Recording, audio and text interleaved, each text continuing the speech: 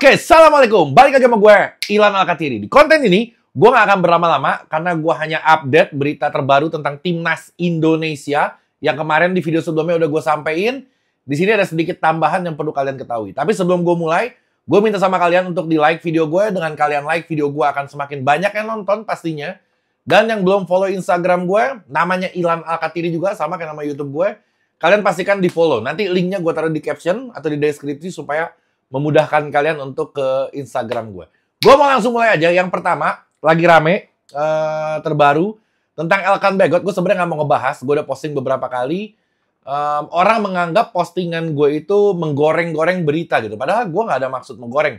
Gue justru yang gue posting di captionnya itu adalah kutipan dari Pak Sumarji. Bukan tulisan gue, bukan. Jadi gue nggak berusaha menggoreng. Justru di situ malahan positif. Apa yang gue sampaikan gue akan ceritakan di sini. Jadi gini, STY nggak memanggil Elkan Bagot. Belum tentu nggak memanggil, masih ada kemungkinan dia masih bisa dipanggil. Karena Sintayong masih menyisakan sekitar 2 atau 3 pemain lagi yang akan bergabung ke Timnas Indonesia. Gua rasa ya, itu kemungkinan besar ada Verdong yang bisa masuk ke sana. Martin Paes kayaknya agak-agak sedikit susah. Tapi ada si Jens, mungkin ada kemungkinan juga. Gue nggak tahu apa keburu atau enggak. Tapi Elkan Bagot juga sebenarnya masih berpotensi untuk dipanggil. Jadi ini bukan yang berarti nggak dipanggil karena ada kasus. Menurut Pak Sumarji sih ini bukan masalah kasus gitu. Ini masalahnya memang skema dari formasinya Sintayong ini dinilai belum membutuhkan si Elkan Bagot. Cuman gue nggak percaya begitu aja. Pasti ada sisi di mana Elkan Bagot itu kemarin tidak menghiraukan panggilan dari timnas. Mungkin ini sedikit teguran dan ini biasa. Jangan khawatir. Di mana-mana di semua tim nasional itu biasa.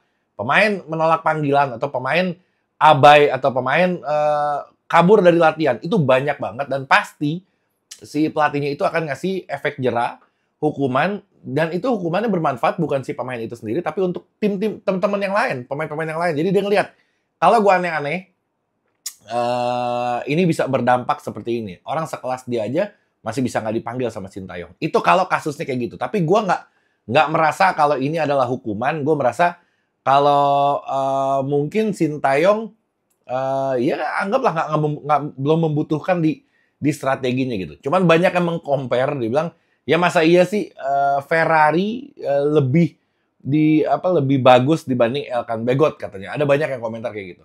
Nggak usah dipikirin ke sono. Jadi yang penting adalah kalaupun ini teguran, ini bisa menjadi pembelajaran untuk dia dan untuk pemain yang lainnya.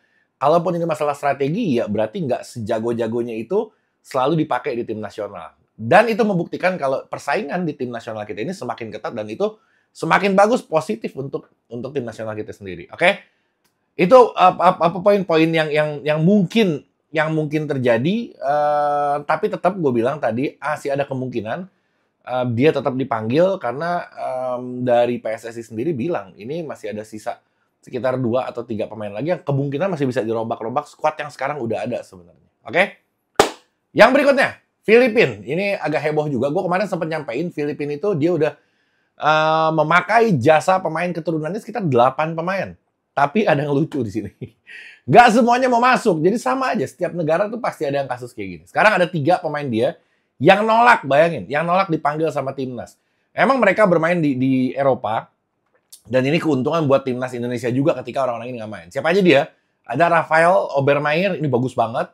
Ada Straub sama ada Gerrit Holtman. Ini dia yang satu orang, kalau nggak si Gerrit Holtman ini yang main di divisi utama atau si Obermeier, gue nggak tahu deh.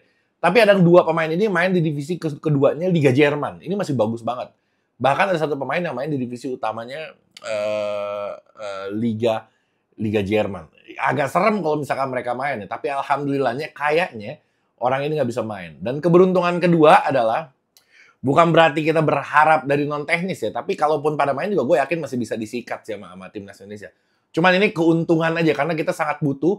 Mau pemain gimana pun, yang penting mah menang aja dulu. Karena kalau menang kita lolos grup, bisa melangkah lagi semakin ke depan dan kita masuk ke Piala Asia, itu udah lebih penting daripada kita memikirkan siapa yang main, siapa enggak. Bodoh amat gue mau main siapa aja.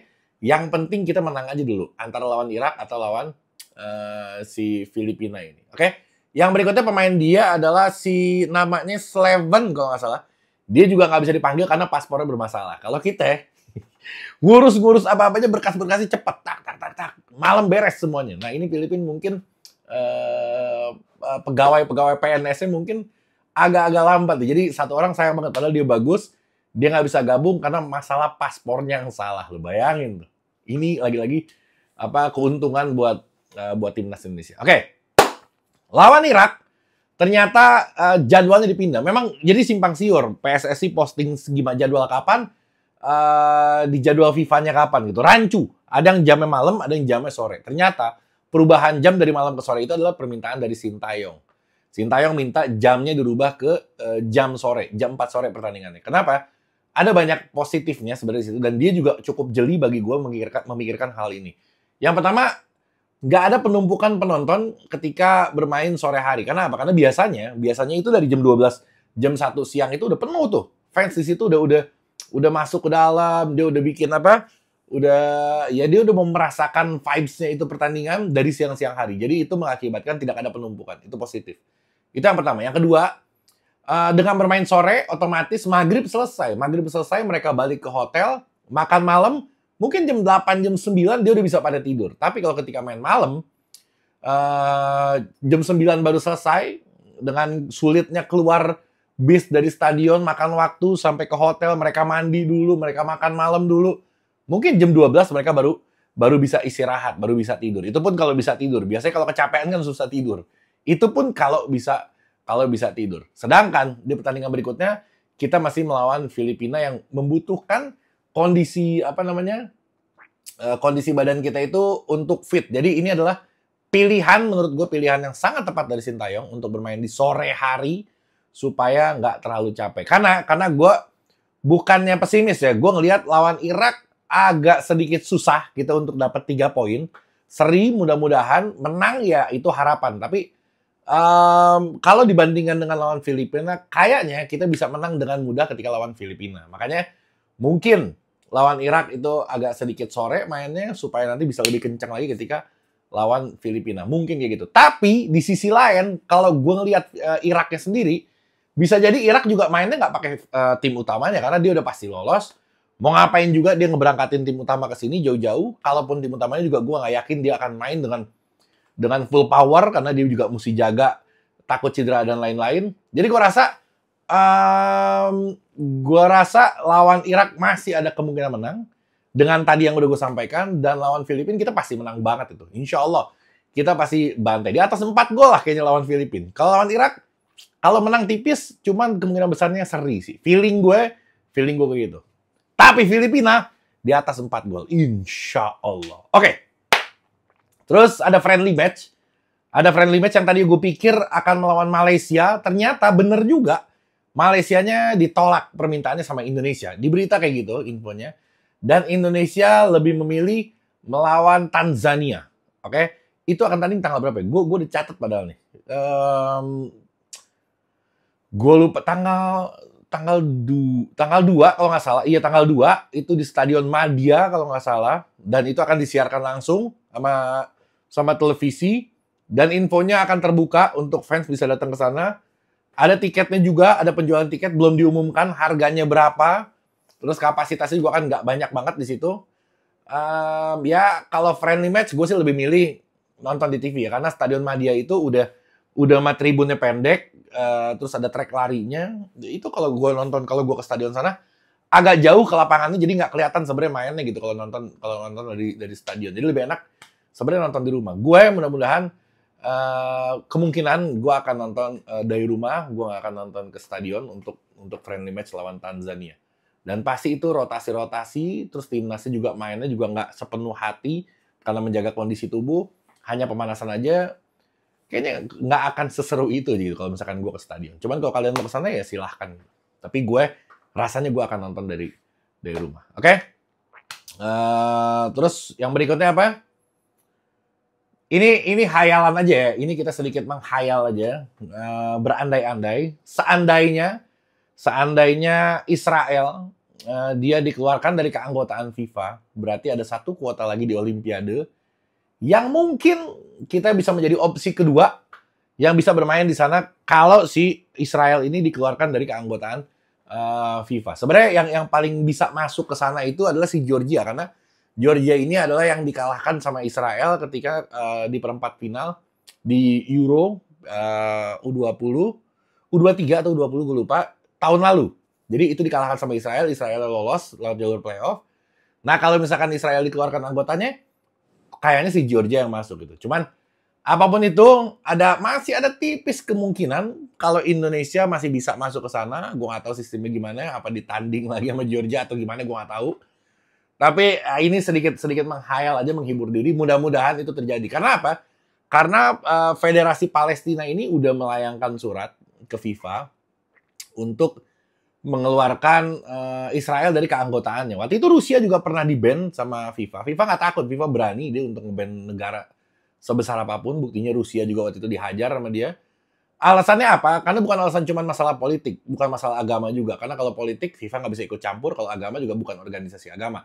Tapi masalahnya banyak fasilitas olahraga, tentunya sepak bola khususnya di Palestina ini yang hancur, yang dibombardir, yang fasilitasnya nggak ada. Bahkan dari pemerintahan Israel pun dia sedikit mengekang untuk warga si Palestina ini, terutama di Gaza, untuk bermain sepak bola. Itu yang menjadi kekhawatiran FIFA, kenapa lu larang dia main bola, kenapa fasilitasnya dihancurin.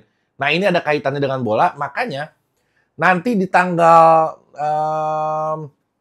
bentar sampai aku cari. Tanggal 20 Juli akan ada rapat darurat namanya FIFA, dan itu diputuskan apakah Israel akan dikeluarkan atau enggak dari keanggotaannya. Memang ini rapat tahunannya dia, dan di situ akan disampaikan, dan di situ akan diputuskan. Gua nggak apa-apa, semoga lah.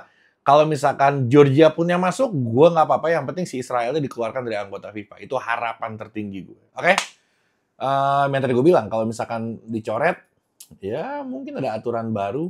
Kalau Indonesia bisa tanding lawan Georgia, menang, masuk. Cuma rame lagi nanti ketika masuk Olimpiade juga jalurnya lewat jalur disundul. Tapi gak apa-apa, bodo amat. Gue gak mau mikirin itu karena hanya berandai-andai aja. Gue lebih fokus ke pertandingan yang akan kita lalui sebentar lagi.